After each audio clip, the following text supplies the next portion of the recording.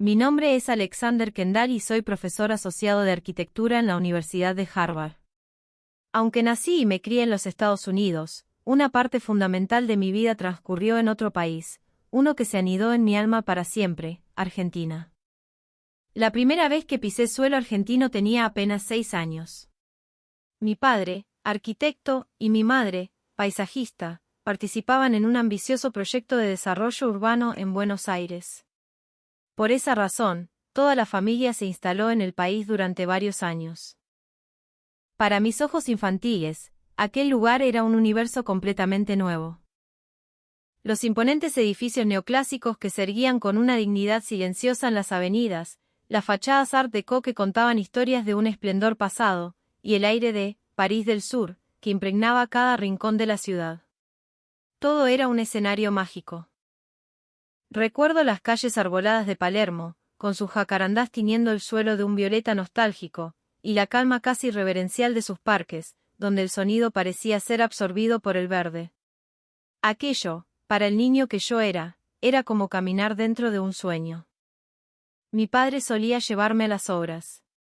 Allí, el sonido de las herramientas se mezclaba con el argot porteño de los obreros, un torbellino de «che, pibe» y «dale, loco», que orquestaba una sinfonía de trabajo disciplinado. El maestro mayor de obras, un hombre de bigote tupido y manos curtidas, dirigía el laburo con una precisión asombrosa. Las medidas de los planos se respetaban al milímetro, no había un solo escombro fuera de lugar y cada uno, en silencio, cumplía su rol con una seriedad casi sagrada. Todo se entregaba a tiempo. Ahora, al recordarlo, creo que ese fue el primer instante en que Argentina me enseñó el significado del profesionalismo y el orgullo por el trabajo bien hecho. Después de regresar a Estados Unidos, los recuerdos de Buenos Aires no se desvanecieron, al contrario, echaron raíces profundas en mi corazón. En la universidad, me especialicé en arquitectura y escribí mi tesis de grado sobre los estilos arquitectónicos de Buenos Aires, desde el academicismo francés hasta el racionalismo de vanguardia. Durante mi posgrado en Harvard, mis viajes a Argentina se hicieron frecuentes. Pasaba semanas enteras recorriendo sus ciudades, visitando desde las majestuosas catedrales hasta los edificios más innovadores, intentando descifrar el alma de la nación a través de sus construcciones. Y entonces, me convertí en profesor. Hasta el día de hoy, mis clases siempre incluyen un módulo dedicado a comparar la concepción del espacio público y la vida comunitaria entre Argentina y Estados Unidos. Afortunadamente, mi curso ha captado el interés de muchos estudiantes.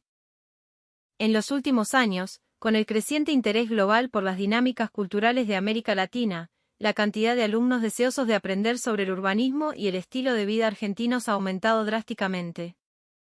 Mi seminario público no fue la excepción. Las plazas para el semestre de primavera de este año se agotaron en apenas 2 días desde la apertura de inscripciones. Era en este contexto de éxito y entusiasmo que me enfrenté a un incidente que jamás olvidaré. Aquel día, el aire en el auditorio se sentía extrañamente pesado. Los estudiantes, que normalmente llenaban el espacio con preguntas apasionadas y sonrisas, tenían una expresión que no era ni de tensión ni de inquietud, sino algo más ambiguo. Lo más extraño era la mirada particularmente intensa de un grupo de estudiantes brasileños sentados al fondo del aula.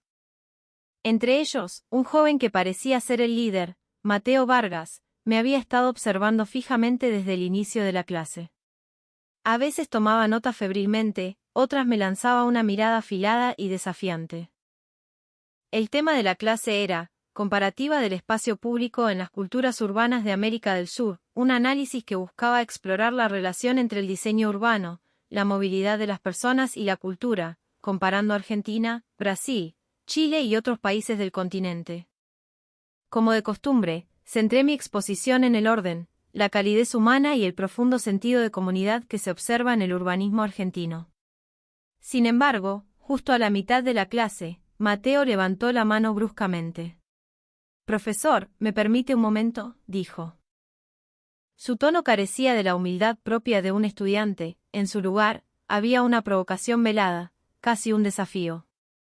«Tengo aquí unos vídeos que filmé en Argentina.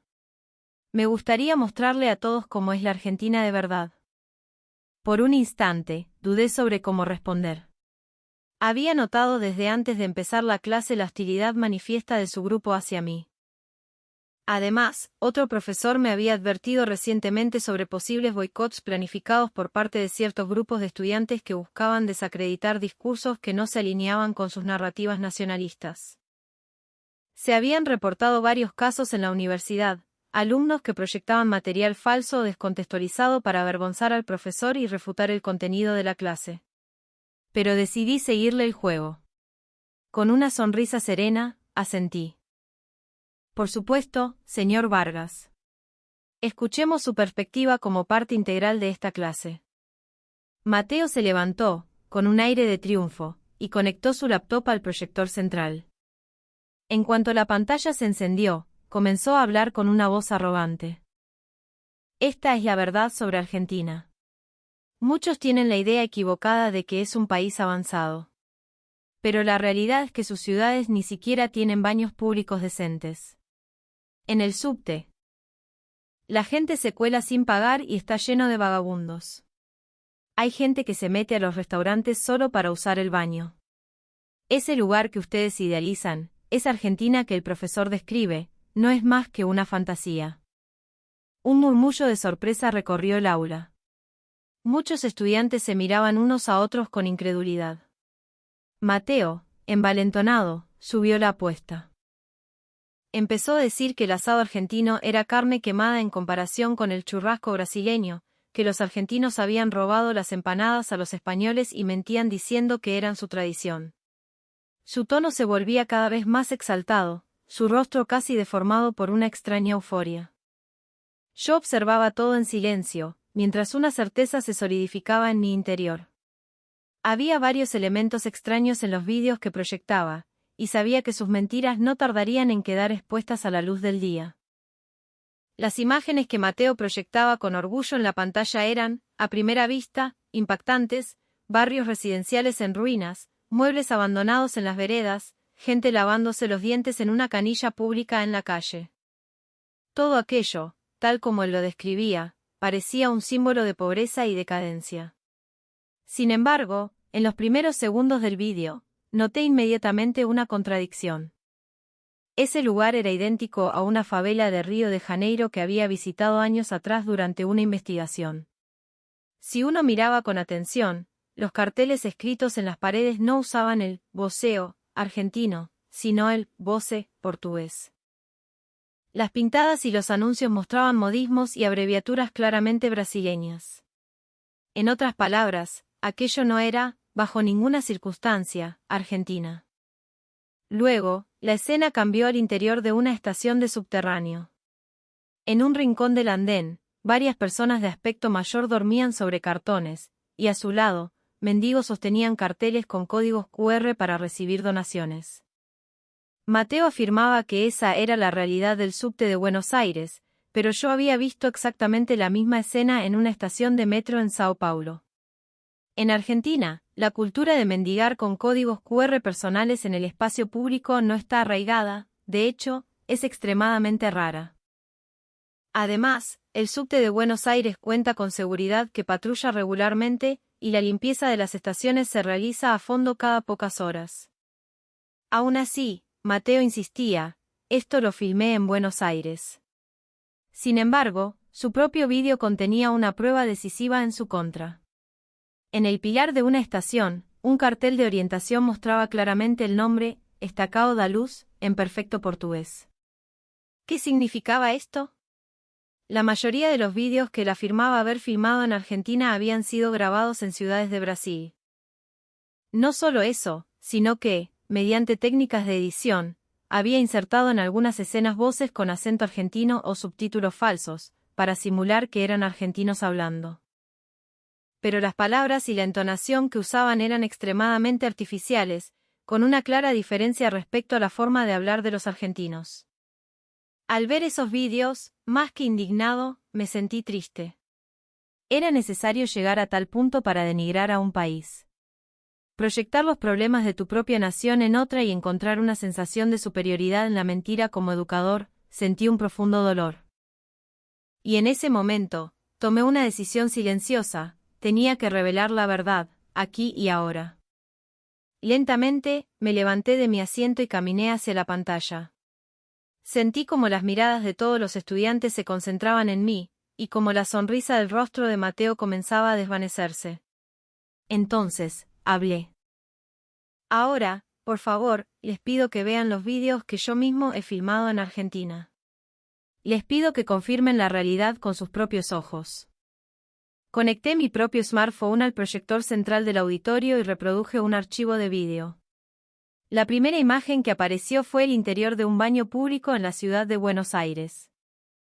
Una puerta automática se abrió para revelar un suelo de baldosas blancas relucientes, inodoros impecables y asientos de bidé con función de agua caliente, todo dispuesto en un orden pulcro. Los estudiantes contuvieron la respiración, observando la escena. Este vídeo lo filmé la primavera pasada en Buenos Aires, expliqué. El lugar es un baño público en los bosques de Palermo. Cualquiera puede usarlo, libre y gratuitamente. En Argentina, baños como este están perfectamente instalados y mantenidos desde la capital hasta los pueblos más pequeños. El contraste era evidente, ya que lo proyecté justo después de que Mateo afirmara que ni siquiera había baños preparados. Añadí más contexto. En Argentina, el concepto de limpieza e higiene está profundamente arraigado en la cultura. Por eso, incluso en un baño público, no verán ni un papel en el suelo. Porque los usuarios, de forma natural, tienen la conciencia de dejar el lugar en buenas condiciones para la siguiente persona. Hice una pausa y continué. En cuanto a la infraestructura de transporte, Argentina también está a la vanguardia en muchos aspectos. Mientras hablaba, proyecté el siguiente vídeo en la pantalla. La imagen mostraba a los pasajeros esperando en el andén de la línea del subte, la más antigua de América Latina. La gente formaba una fila ordenada y civilizada, esperando en silencio el tren que llegaba puntualmente. Los históricos vagones de madera Labrugeoise, restaurados, ofrecían un viaje en el tiempo, mientras que las estaciones estaban decoradas con hermosos murales de azulejos que representaban paisajes y momentos de la historia argentina. No se veían guardias de seguridad de forma ostentosa, y los anuncios por altavoz eran discretos, pero el orden era impecable. Porque para ellos, eso es lo cotidiano. Luego, mostré una escena dentro de una estación moderna, como la de Congreso de Tucumán. No había cola frente a las máquinas expendedoras de boletos. La gran mayoría de los pasajeros sostenía su tarjeta SUBE o su smartphone y pasaba fluidamente por los morinetes. ¿Viajar sin pagar? Eso es imposible. En la Argentina de hoy, la tarjeta SUBE está completamente integrada en la vida diaria y se puede cargar a través de aplicaciones en el celular. Con un simple toque en el lector del morinete, se puede entrar y salir de la estación. Es más, continué, se está avanzando en la implementación de la movilidad como servicio, más. Desde la búsqueda de rutas, la reserva y el pago. Todo se puede hacer dentro de una sola aplicación. Argentina es una de las regiones del mundo donde más se está impulsando este sistema avanzado. Y no solo en un rincón del país, sino en Buenos Aires, Córdoba, Rosario y otras ciudades importantes. Y no se trata solo de conveniencia. La digitalización del pago y la información en tiempo real permiten incluso evitar las aglomeraciones, facilitando que hasta un turista pueda moverse sin ninguna dificultad. Esto está a años luz de la afirmación de que hay gente sin hogar viviendo en el subte. Lo siguiente que les mostraré es un vídeo desde un edificio alto, con vistas a la intersección de la avenida 9 de Julio con la avenida Corrientes. Los peatones esperaban tranquilamente el cambio del semáforo y luego cruzaban todos juntos por la senda peatonal. Nadie rompía la formación. En la calle, no se veía ni un solo papel. Ni siquiera se veían barrenderos. La razón es una sola, porque nadie tira basura al suelo. Los argentinos actúan siempre con una conciencia del otro invisible. Esta consideración se traduce en orden, en civismo, y está directamente relacionada con la buena seguridad ciudadana. La pantalla cambió de nuevo. Esta vez, era Puerto Madero de noche, con sus puentes iluminados y sus rascacielos ordenados. Esa hermosa vista nocturna dejó a los estudiantes sin palabras por un momento. Esto no es una ciudad del futuro, es la Argentina real. Y lo que sostiene estos hermosos paisajes no es solo la tecnología, sino la conciencia de las personas que viven allí y una cultura de lo público cultivada durante generaciones. En ese instante, sentí claramente cómo la confusión y la duda en los ojos de los estudiantes comenzaban a disiparse. Y frente a ellos, Mateo Vargas ya estaba visiblemente alterado. A continuación, proyecté una escena nocturna en la estación de subte de Plaza Italia. El vídeo mostraba la estación, todavía impecable en plena noche, los trenes ordenados y los viajeros con sus valijas. Nadie causaba problemas, nadie se movía con ansiedad. Esa sensación de seguridad casi se podía sentir a través de la pantalla. Y en las provincias, estos sistemas también se están extendiendo rápidamente. Con un solo smartphone, se puede reservar hasta un colectivo en una zona de montaña. Esta es una de las estrategias de Argentina como destino turístico. Y también es un esfuerzo para crear una sociedad en la que tanto los mayores como los extranjeros puedan moverse cómodamente. Mientras continuaba hablando, dirigí mi mirada hacia Mateo. Tenía los brazos cruzados y permanecía en silencio, pero un rastro de ansiedad ya asomaba en su rostro. En su presentación, había afirmado que en Argentina era muy incómodo comprar boletos y que la señalización era confusa. Pero la realidad es que la señalización multilingüe es excelente, con soporte completo para inglés, portugués y otros idiomas. Por supuesto, el sistema de transporte de Brasil puede tener sus méritos, concedí, pero si no hay un civismo arraigado en los habitantes y una cultura de respeto por el espacio público, no importa cuán avanzado sea el sistema, no puede generar una sensación de seguridad y confianza. Finalmente, proyecté una última escena en una estación. Alguien había dejado su equipaje en un asiento mientras iba a comprar algo al kiosco. Un estudiante se había quedado dormido en el tren con su mochila al lado. Estas escenas, desde cierta perspectiva, podrían parecer una imprudencia. Pero es precisamente porque es una sociedad que permite tal comportamiento que se puede establecer un espacio de transporte basado en la confianza. La tecnología y el orden, solo cuando ambos están presentes, pueden hacer que una sociedad sea verdaderamente cómoda y segura. En el auditorio estalló un aplauso.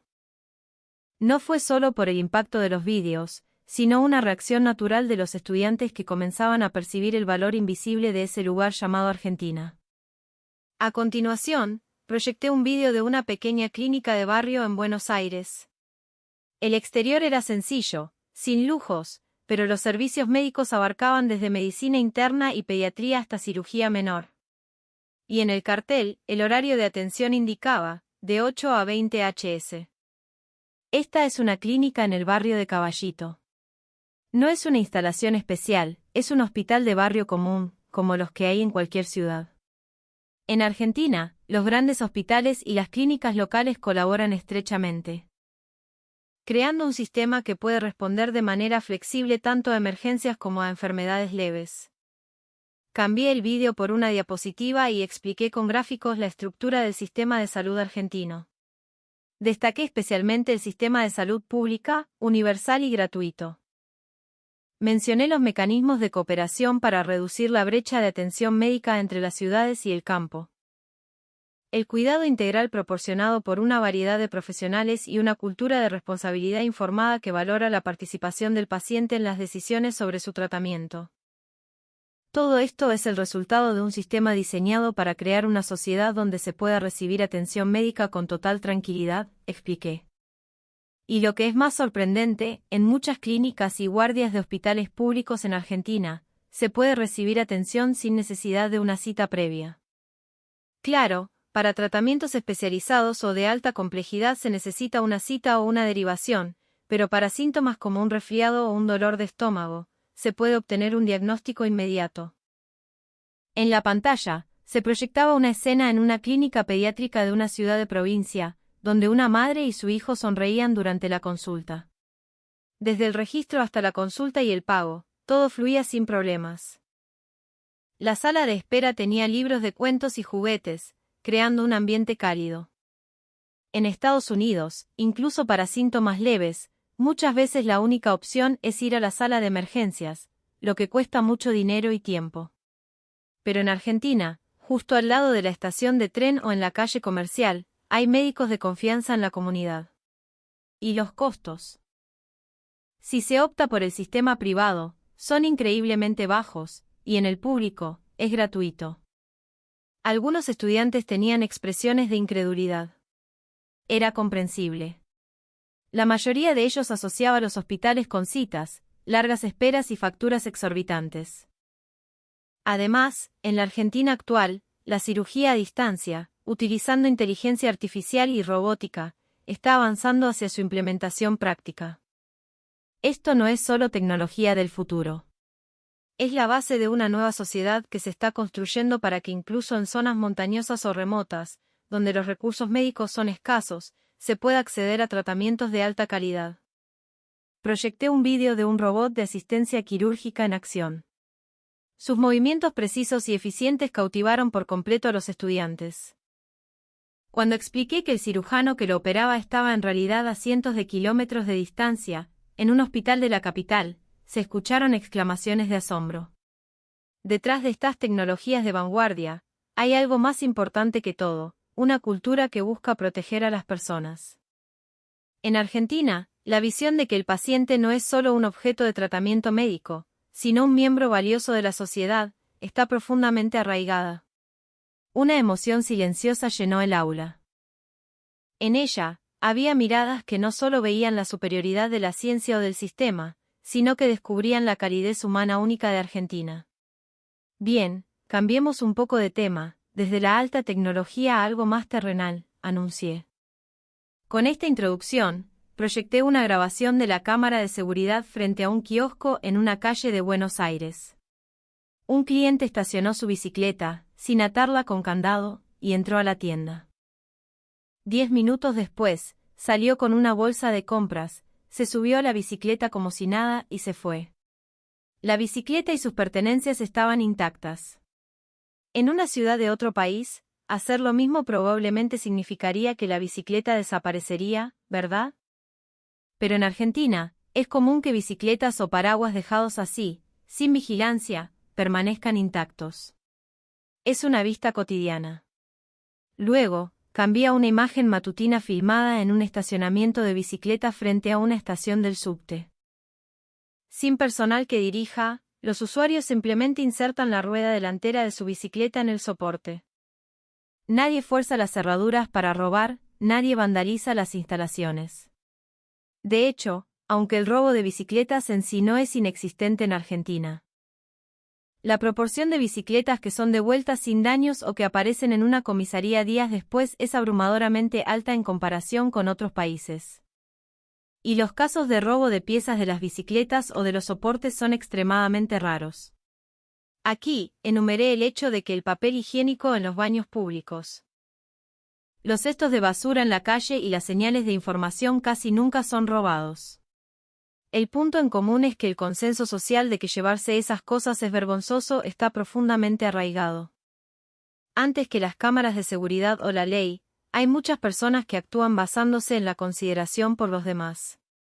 Esto es lo que sustenta la vida cotidiana en Argentina, que desde fuera parece increíblemente segura. Proyecté un primer plano de una moneda de 10 pesos que alguien había dejado sobre el soporte de una bicicleta. Al ver la moneda allí, expuesta a la intemperie, se escucharon risas de asombro en el aula. Aunque el valor monetario es bajo, en otros países es común que se roben piezas metálicas o accesorios. En Argentina, precisamente porque la gente entiende que dañar o robar la propiedad pública causa problemas a uno mismo y a los demás, estas escenas son posibles. Para cerrar esta sección, mostré un vídeo desde otro ángulo. Una persona, frente a una verdulería, deja su bolsa de compras en el canasto delantero de la bicicleta y se pone a hablar por teléfono tranquilamente. Esto, concluí, es la cultura de la confianza. Los estudiantes miraban la pantalla, como si estuvieran procesando la diferencia con sus propias vidas.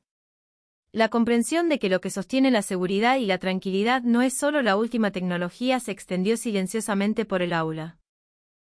Hasta ahora, hemos hablado de temas de carácter público. Ahora hablemos del espacio, es decir, del entorno en el que viven los argentinos. Mientras decía esto, proyecté el siguiente vídeo. Era el exterior de un edificio de apartamentos normal. No era imponente ni lujoso, pero tenía un aire de solidez y buen gusto. Por un momento, los estudiantes no parecieron darse cuenta de que era una vivienda común, y se generó un pequeño revuelo. Este es un edificio de departamentos de 10 años de antigüedad en las afueras de Buenos Aires. No es en absoluto un condominio de lujo. Sin embargo, la funcionalidad, la seguridad y la comodidad de la vida están diseñadas de manera excelente. Expliqué brevemente la estructura del edificio. En Argentina, casi todos los edificios de apartamentos son de hormigón armado. En un país con frecuentes movimientos sísmicos, esta es una condición absoluta. Las normas de resistencia sísmica se fortalecen año tras año. Y el diseño está pensado para que no se derrumben fácilmente incluso ante fuertes sacudidas. Además, el aislamiento acústico es muy alto, por lo que casi no hay que preocuparse por el ruido de los vecinos. La primera vez que viví en un departamento en Argentina. Lo que más me sorprendió fue su silencio. Incluso si hay niños en el piso de arriba, no te das cuenta. No se oyen los ruidos de la vida del vecino. Hay una sensación de seguridad de que tu propio espacio está bien protegido. La pantalla cambió al interior del edificio. La cerradura automática del vestíbulo, el servicio de recepción de paquetería disponible las 24 horas y las cámaras de seguridad instaladas frente al ascensor. También presenté el sistema que registra quién entra y sale. Estos equipos de seguridad ya no son algo especial. En Argentina, son la norma. A continuación, se mostraron las instalaciones comunes, una sala de lectura, una sala de juegos para niños y un salón de usos múltiples, Zoom, con parrilla, que se puede reservar. Estos espacios convenientes provocaron expresiones de asombro entre los estudiantes. ¿Por qué es esto posible? Porque en Argentina, el concepto de compartir está muy desarrollado. La conciencia de mantener limpios no solo tu propia casa, sino también los espacios que todos usan, está profundamente arraigada. Esto permite que los costos de mantenimiento se mantengan razonables, creando un entorno en el que cualquiera puede vivir con tranquilidad. Mostré una foto. Era un residente de edad avanzada barriendo el pasillo común del edificio al amanecer. Él no es el encargado, es solo un residente común. Aunque no esté escrito en el reglamento del consorcio, la conciencia de cuidar una parte de su propio hogar se manifiesta naturalmente en sus acciones. Creo que esta es la base de la cultura arquitectónica de este lugar. El vídeo pasó a presentar un edificio diseñado para emergencias. Un depósito con suministros, ascensores que funcionan incluso durante un apagón y reservas de agua. Estas estructuras, diseñadas para poder vivir con seguridad durante al menos 3 días, incluso si los servicios básicos se interrumpen, son el resultado de la sabiduría de una región donde los desastres no son infrecuentes. La tecnología por sí sola no es suficiente. La capacidad de diseño para aplicar la tecnología a la vida y la conciencia de los residentes para usar adecuadamente estas instalaciones. Solo cuando ambos están presentes se puede lograr un entorno de vida cómodo y seguro. Concluí con un tono algo emotivo. Vivir en Argentina no es solo obtener un entorno conveniente. Es obtener una vida cotidiana segura, estable y sobre todo, compartida con los demás. Después de decir esa frase, el auditorio quedó en silencio. Quizás los estudiantes vieron en esa vida cotidiana sin pretensiones que se reflejaba en la pantalla, una especie de forma de vida ideal. Al poco tiempo, un estudiante comenzó a aplaudir, y los aplausos se extendieron gradualmente. Cuando los aplausos cesaron, casualmente dirigí mi mirada hacia el fondo del aula. La figura de Mateo Vargas ya no estaba allí. Su asiento estaba vacío. Sobre la mesa solo quedaba un cuaderno abierto. Seguramente, incapaz de soportar la avalancha de imágenes y hechos, se había retirado a mitad de la clase. Al imaginar que aquel joven, con una actitud tan desafiante, se había ido sin decir una palabra, sentí una punzada de dolor en lo profundo de mi corazón, y también la responsabilidad como educador. Sin embargo, los estudiantes que se quedaron parecían haber recibido el mensaje. Habían sentido la belleza de ese lugar llamado Argentina, ya no solo como un destino turístico, sino como una forma de vida cotidiana. Al terminar la clase, dije estas palabras: hay un valor en la vida misma que no se puede medir simplemente con la tecnología o la economía. Les pido que, para ser testigos de ello con sus propios ojos, visiten Argentina alguna vez. Gracias por haber llegado hasta el final. Si este relato les pareció interesante o les hizo reflexionar, no duden en suscribirse al canal y darle a me gusta. También espero sus comentarios. Nos vemos en el próximo vídeo.